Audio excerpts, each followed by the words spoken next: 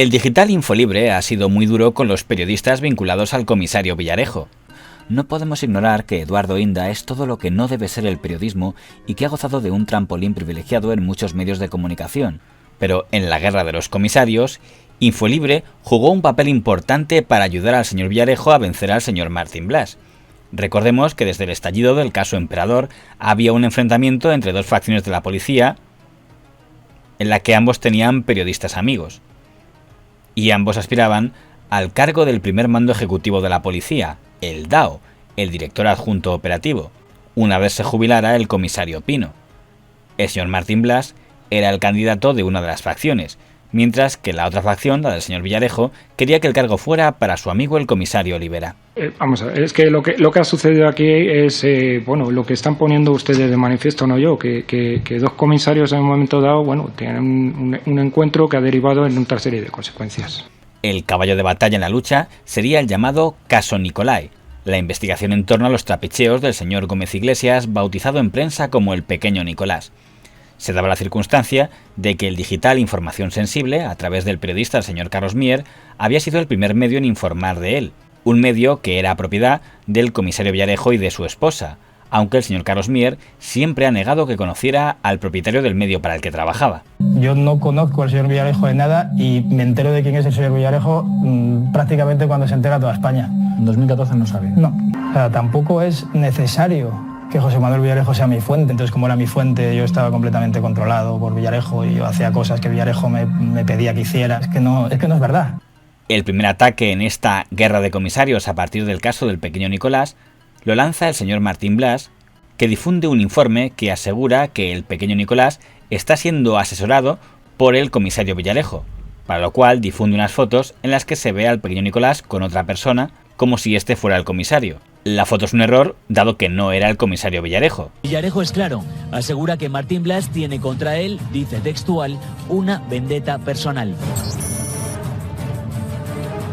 Entenderán de qué habla el comisario Villarejo cuando vean estas imágenes. Las graba Asuntos Internos, Martín Blas, mientras investigan al pequeño Nicolás. Identifican a las personas con las que se reúne y ponen especial atención en este hombre. Dicen en su informe que es el comisario Villarejo, por su altura y su complexión física. El hombre al que los investigadores del caso acusan de ser Villarejo es en realidad Ángel, un jubilado de 81 años que simplemente pasaba por el lugar. Tras la denuncia del propio Villarejo al comisario de Asuntos Internos que investiga el caso Nicolás por situarle falsamente en el parque, ha sido el propio Nicolás quien ha tomado cartas en el asunto, desmintiendo que se reuniera con el comisario en la terraza del Hotel Meliá Castilla, tal y como obra en su atestado policial. En este escrito que sus abogados han remitido al juzgado, Fran asegura que sufrió presiones para que afirmase que conocía a Villarejo. El inspector Rubén me dijo que avisaría rápidamente a su superior, el comisario Marcelino, ante quien debía repetir y exagerar en lo posible mi relación con Villarejo y que solo de esa forma podrían ayudarme tapando todo en mi beneficio. Pero el episodio más importante del caso Nicolai es la aparición de un audio de una grabación realizada el 20 de octubre de 2014 entre el comisario Martín Blas y agentes del CNI, en la que se oía al señor Martín Blas reconocer que estaba alterando pruebas en la investigación del caso del pequeño Nicolás. Pronto ese audio pasará de mano en mano entre periodistas y llegará incluso a las manos del propio pequeño Nicolás, que hablará de ellas en la entrevista que concede en televisión a Mediaset. Quiero solo hacer una pregunta y ya termino, que se la quiero hacer al ministro de Interior y a la vicepresidenta del Gobierno, de si confían en su comisario de Asuntos Internos de la Policía Nacional, Marcelino, y si confían de que su comisario de Asuntos Internos, un comisario de confianza del Cuerpo Nacional de Policía, están seguros de que no ha hecho nada, absolutamente nada irregular en mi caso. ¿Usted tiene grabado al señor Marcelino, comisario de Asuntos Internos, diciendo que se fabriquen pruebas, sí o no? Puede que sí. Pero para asestar el golpe de gracia al señor Martín Blas, ese audio tiene que ser difundido. Y el comisario Villarejo no parece querer que lo haga ninguna de las habituales terminales de los medios que suele usar para sus filtraciones. Será el periodista don Manuel Rico el encargado de difundir el audio, y lo hará en su periódico digital, Infolibre. Y cuando llega aquí el pequeño Nicolás, me la ofrece a mí, a cambio de quitar una información, y yo digo que no la quiero, y entonces se lo ofrece a una productora de televisión, ¿no? Se lo da a una productora de televisión a cambio de una entrevista. Presuntamente esta productora de televisión se la da a otro periodista, el cual la publica en su medio, que es en este caso Infolibre. Una vez Infolibre ha difundido el audio, todos los medios considerados próximos al señor Villarejo se harán eco de él, citando a Infolibre como fuente. Lo hará el señor Carlos Mier desde Información Sensible, lo hará el señor Alfonso Rojo desde Periodista Digital, que reproducirá íntegro el artículo del señor Carlos Mier, el señor José Antonio Hernández desde El País, la señora doña Ana Rosa Quintana desde Mediaset y el diario El Mundo, donde el señor Esteban Urreiztieta lleva el tema a su portada y donde el señor Casimiro García Vadillo publicará un editorial pidiendo que se investigara al señor Martín Blas. En ese momento aún no existía OK Diario, aunque cuando un año después se publique este medio, también publicará informaciones contra el señor Martín Blas. Y hay un escrito mío cesando al señor Marcelino para el Consejo Asesor. La operación será un éxito y a finales de 2014, el Digital, propiedad de la familia Villarejo, comunica satisfecho que el señor Martín Blas ha sido destituido como responsable de asuntos internos y lo presenta como el primer caído por el caso del pequeño Nicolás. Aunque el comisario Villarejo fuera el mayor beneficiado de aquel audio, nunca se ha podido demostrar que él ordenara o hiciera aquella grabación. El señor Martín Blas defenderá la teoría de que la grabación la hizo el periodista señor Carlos Mier, activando un dispositivo de grabación con una llamada de móvil a móvil.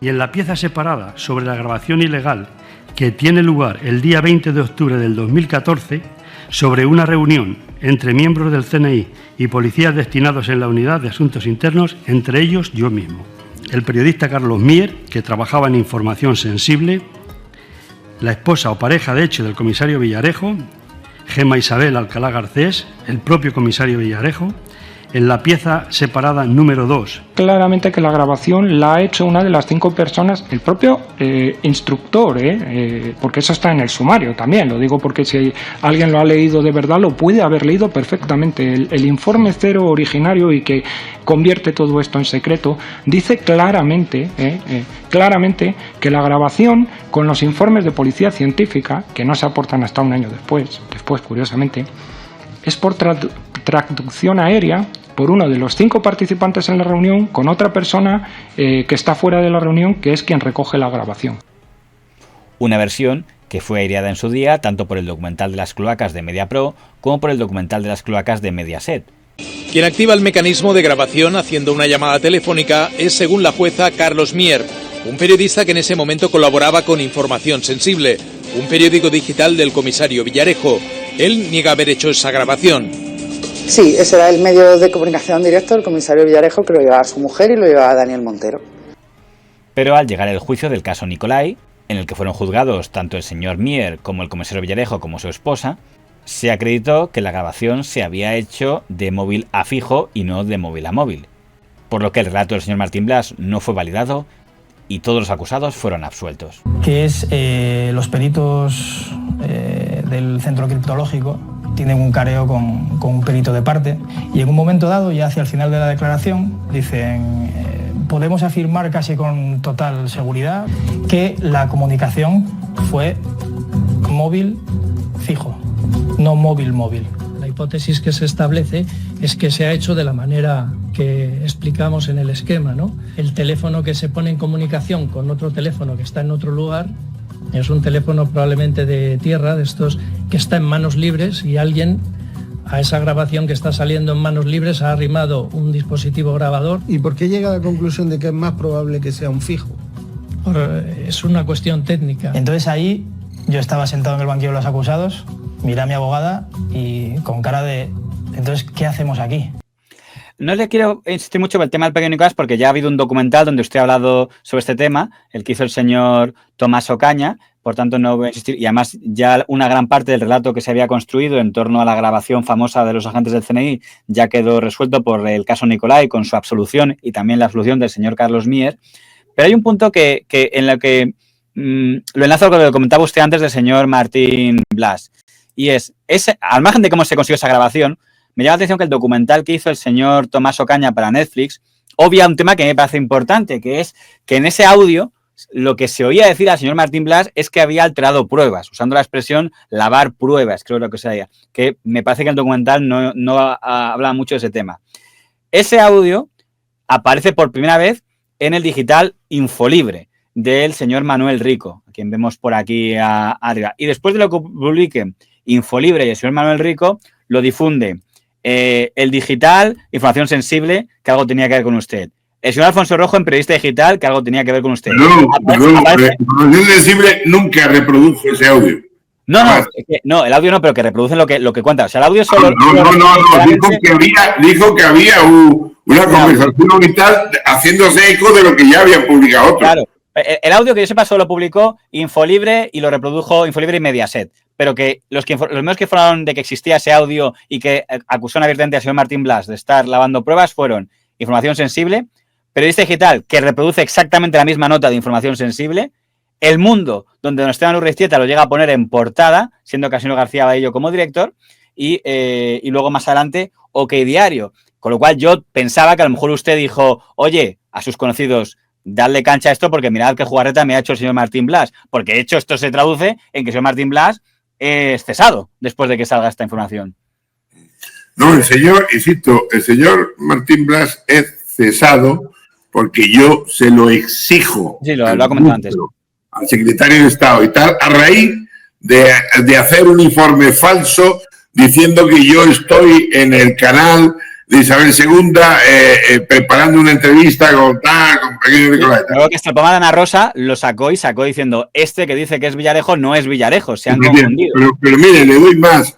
O sea, la sentencia absolutoria de la audiencia provincial, para mí, un tribunal me pareció correctísimo. Sin embargo, como siempre que aparece el CNI, pasó de puntilla y no quiso ahondar más.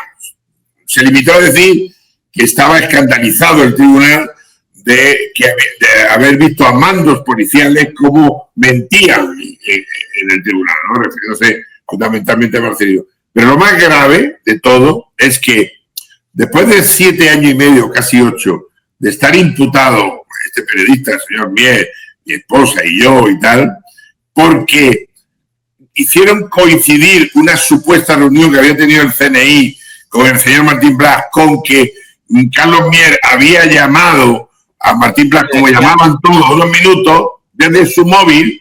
Al final, los peritos que trajo la Fiscalía dijeron que la llamada... No se había hecho de la manera que habían dicho. No, es que no se había hecho. Se había hecho desde un fijo. Claro, si lo comentó en el documental, sale en el documental de Netflix eso que... No, se había hecho desde un fijo. Es decir, la acusación era, usted ha llamado desde su móvil y tal, y por lo tanto, mientras ellos estaban... Y se había hecho desde un fijo. Y se cayó toda la acusación que habían hecho. Es que es una vergüenza que se mantenga acusado una persona con la excusa de que llamó durante 7 minutos a Martín Blas, como todos los periodistas llamaban en la época, y que dice, bueno, vamos a decir que ese día era cuando nos reunimos con el CNI. Y después de que eso sale, la abogada del Estado, para mí, otra delincuente, que además, por cierto, se llama Iberdrola, se la ha llevado al señor. ¿También ha acabado en Iberdrola con el señor? Sí, para que usted vea, yo, Iberdrola a mí no me contrata, ya me gustaría, después de... Pues fíjese, ¿sabe lo que dijo? ¿Qué más da que se haya hecho desde un fijo, desde un móvil? El caso que... Con dos narices. Pero aunque usted no tuviera nada que ver con la grabación, ¿no podría pensarse que los periodistas que, digamos, tenían más relación con usted, pues tuvieron algo que ver en darle cancha a este tema para no tenga la menor duda de que yo, cuando veía la aberración que estaba cometiendo ese farsante, hablara con todo el mundo y dijera, oye, ¿no estáis viendo este tema? Y que les animara a que publicaran todo. Pero vamos, no tenga la menor duda, claro que sí. Es que el señor Martín Blas habla de que, digamos, que él quería como limpiar a la policía de la mafia. Qué gracioso. Es que le cuento que también más o menos viene a decirle al señor Ekaizer, que es que en el año 2016, en plena campaña electoral, aparecen los audios del señor Fernández Díaz de años atrás, hablando con el señor Daniel de Alfonso. Eso lo publica Patricia López en público en plena campaña electoral. Y entonces, la versión que se comenta, aunque usted no está vinculado a este tema, pero le pregunto una opinión, es que dicen, hay una disputa por el cargo de DAO, porque se va a jubilar el señor Pino, y hay 2 candidatos. Uno sería el señor Martín Blas y otro sería el señor Olivera, al que ponen como el candidato de usted. Entonces dicen que esta teoría que ha comentado sobre todo el señor Ekaizer es que había que filtrar algo para impedir que ganara el PP, aunque acabó ganando, para que así fuera el dado el señor Martín Blas en vez del señor Olivera, aunque al final no fue ninguno de los dos porque fue el señor Florentino Villabuena. ¿Hubo algo de esto, de esta lucha por el poder? Dice Martín Blas que la grabación la había hecho el señor García Castaño, que más o menos lo llegó a reconocer García Castaño en sede parlamentaria, como para proteger al ministro, pero que esa grabación acaba en asuntos internos y deduzco que es asuntos internos la que se la da a público, para que la publique. Pero, ¿usted cree que existía esta lucha por el poder, por el DAO, entre los que querían que fuera Martín Blas y los que querían que fuera su candidato, que es como identifican al señor Olivera? El ABC, yo creo que el ABC te iba a ser leal. Oye, vais a tener la exclusiva, pero en su momento, a lo mejor dentro de 6 meses. Así que no me pongas a entrar por ahí la pared. Espérate que la vas a tener tú. Pero el mundo no. El mundo no, porque yo conozco a Inda y al otro y te aseguro son unos locos. Son unos locos. Valientes, pero unos locos. Alguien sabía que el ministro se iba a reunir con Daniel de Alfonso en la sede del Ministerio del Interior a una hora determinada, un día determinado para hablar de cuestiones que estaban fuera del marco judicial, enfocadas a dañar la consulta del 9N y a determinados dirigentes catalanes.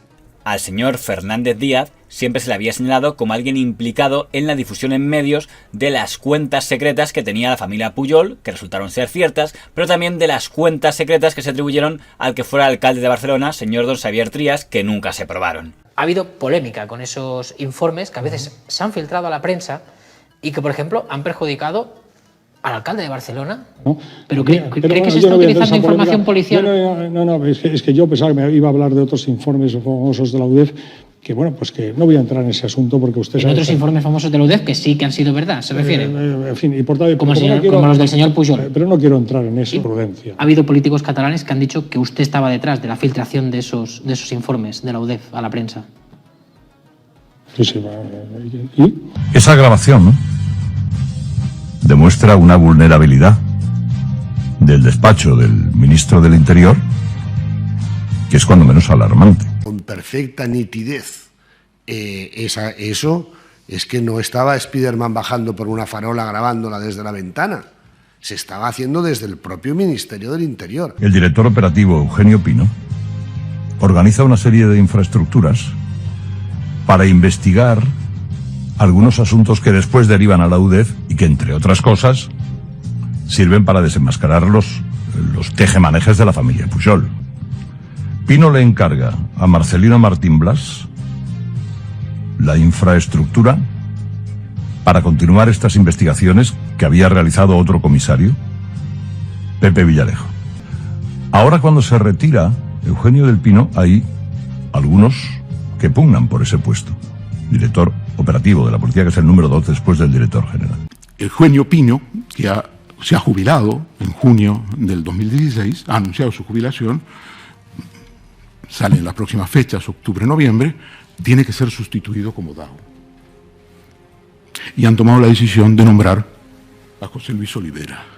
Pero uno de los rivales, uno de los sectores rivales, es Marcelino Martín Blas. Y Marcelino Martín Blas se lleva una cantidad de documentación notable, lo hace ver a las otras fuerzas policiales con las cuales está enfrentado, que en particular José Manuel Villarejo, y la prueba de que está dispuesto a llegar lejos es la explosión de las cintas, la filtración al diario público de las cintas. Partido tiempo después, y aquella grabación que hizo el comisario García Castaño acabó en las manos del comisario Martín Blas. Que un comisario que conoces y que conoces tú le dice no, es mejor grabarlo, ministro, porque así te proteges tú. Te proteges tú, así te estás pillado. Las grabaciones entre Fernández Díaz y de Alfonso se hicieron con un sistema de grabación autorizado por el ministro. Eso no es verdad. Eso no es verdad. Él no lo sabía. A los 2 días eso lo tenía Marcelino, porque además hay un hay uno de asuntos internos que hace la transcripción de esa grabación. Bueno, pero el problema de fondo... El que se queda con la cinta es Marcelino Martín Blas. Y luego esa cinta, Martín Blas se la facilita al diario Podemita Público. Sí. ¿Y para qué se utiliza esa grabación? Para chantajear al ministro y para chantajear al gobierno de España, vamos. Como después tampoco se me ha pasado lo que decía, no sé si recuerda usted, que yo había grabado al ministro y había difundido la grabación. Pues se ha aclarado solo, nunca he sabido cómo, pero ahora resulta que viene el señor García Castaño y en esta mesa dice, no den ustedes más vueltas, si eso lo he hecho yo. Con una grabadora, una mini grabadora, colócala allí. ¿Usted fue al despacho de Fernández Díaz y colocó una grabadora? Sí, yo no, iba acompañando a un técnico. Y cuando, oye, ya puedes venir, subimos, cogimos la grabadora, se descargó un ordenador, ¡pum! Ahí tiene usted, al señor Pino. Enrique García Castaño es el que facilita, pero no para filtrar, por razones de tipo personal, para conocimiento de Marcelino Martín Blas, la cinta. No sabe que Marcelino Martín Blas la filtra y paga con su puesto. Yo no sentí nada, yo lo que sentí es un escándalo cuando lo vi eso en la prensa. Digo, pero ¿en qué país vivimos? ¿Cómo se tiene esto aquí en la prensa? Y el comisario Martín Blas se fue a reunirse con doña Patricia López y con Podemos. Alguien tiene ese material y con ese material intenta decir o yo o el material vuela. O lo sugiere. Pero efectivamente, guerra de comisarios. Y un buen día lo cuenta y se lo cuenta a una periodista del Diario Público, que se llama Patricia López. La señora Patricia López era la periodista del Diario Público que difundió los audios y que tenía contacto con el señor Martín Blas y a la vez con el partido político Podemos. Y se lo cuenta a una periodista del Diario Público, que se llama Patricia López, la cual tarda poco en comentárselo a Monedero y algún miembro más en una reunión que es detectada del partido Podemos, el cual le dice a ese comisario: si nos das ese material, nosotros lo sabemos manejar y tú serás el dao. Y efectivamente lo publican.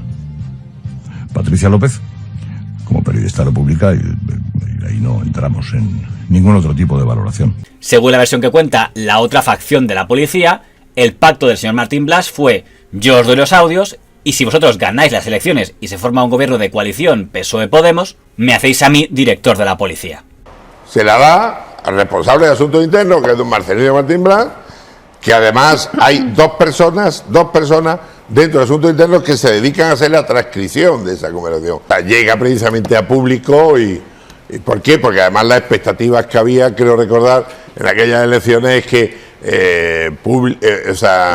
Podemos y el PSOE iban a ganar al Partido Popular y tal, y había habido incluso hasta un reparto de cargos. Fíjese que el señor Martín Blas le habían ofrecido ser director de la policía si ganaba el PSOE y Podemos, y no tenía, título universitario, por lo tanto no podía presentar la convocatoria, sin embargo la hizo.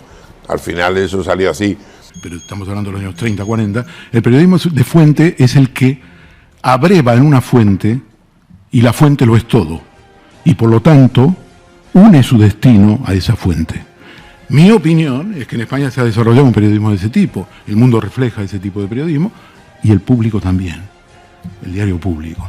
El público cree que, en fin, tiene una gran información con las cintas y está alineado con Martín Blas.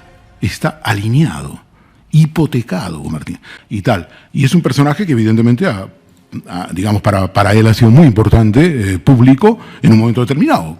No sé qué otros periódicos hubieran publicado en las 2 semanas de la campaña electoral del 2016 las cintas, las tremendas cintas de Fernández Díaz y de Daniel de Alfonso.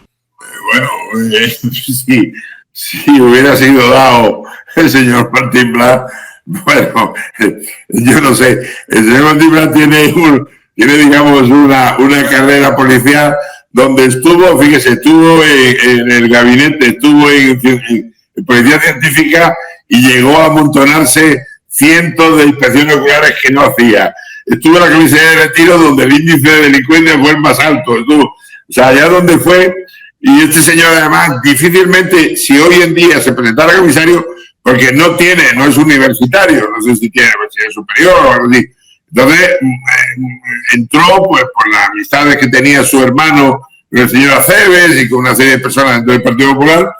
Y lo que pasa es que cuando llegó el señor Cosidó, por presiones que no sé de qué, le nombró enlace con el CNI. Fíjese qué aberración. Es decir, el que conoce los trapos sucios dentro de la policía, el asunto interno, es el que le cuenta todo al CNI, con lo cual el CNI encantado porque tenía de la mano a una persona, por eso lo condecoró y todo, porque claro, tenía el que le contaba todas las cosas al señor Zanrula. Mire, de verdad, yo no sé nada del señor Rivera desde que me detuvieron, no he vuelto a tener ni siquiera un mísero mensaje, pero bueno, no se lo reprocho, entiendo que no lo haya hecho por lo que sea. Otros, sin embargo, sí me mandaron un mensaje, ánimo, me alegro que haya salido de prisión y tal. Pero lo que sí le puedo asegurar es que si el señor Rivera hubiera sido dado, muchas cosas muy positivas habrían ocurrido dentro de la policía, y que no tengo ninguna duda de que la fuente, digamos, de la señora Patricia López, que además está descaradamente ahora vinculada con el señor Martín Blas, porque ella ha alardeado como villarejóloga que su principal fuente es el señor Martín Blas, que dice que cuando lo echan de asuntos internos se lleva toda la documentación que había sobre mí y que yo además le había proporcionado a él después de cada actuación donde él me acompañaba, ¿no?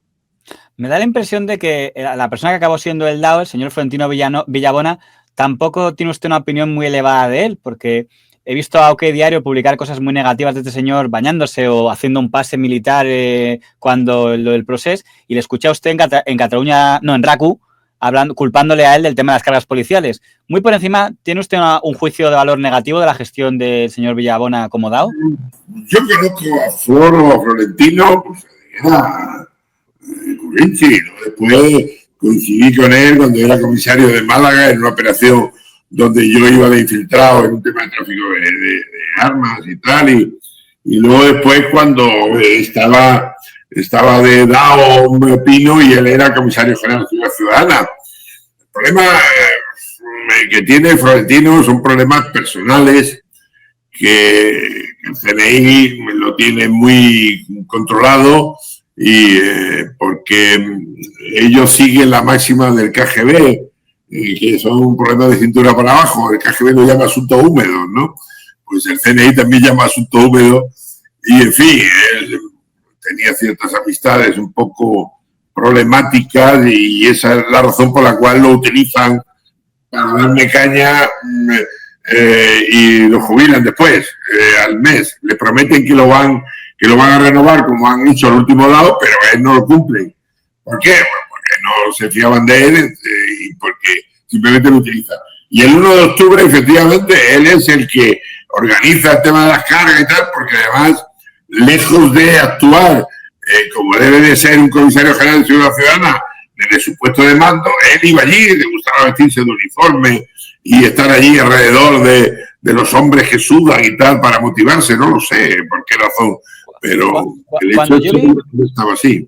Y bueno, he sido un tocapelota, lo reconozco, porque he tratado de por lo menos desde dentro humildemente intentar ciertas sinergias para provocar una catarsis en el sistema. Veo que no, que hay una gente que son los que mandan y tal, y los demás a comerles la polla. Entonces, una mini catarsis ha tenido lugar. El señor Fernández Díaz no solo está fuera del gobierno porque está enfermo. Es decir, el tiempo pone a cada uno en su lugar.